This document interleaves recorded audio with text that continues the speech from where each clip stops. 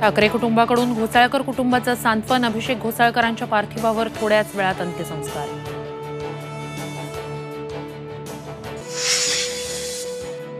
शिंदे सरकारी पैशानं माफियांना पोचतायत, राऊतांचा आरोप। फडणवीसांच्या राजीनाम्याची ही मागणी, तर विरोधकांनी राजकारण करू नये, फडणवीसांची प्रतिक्रिया।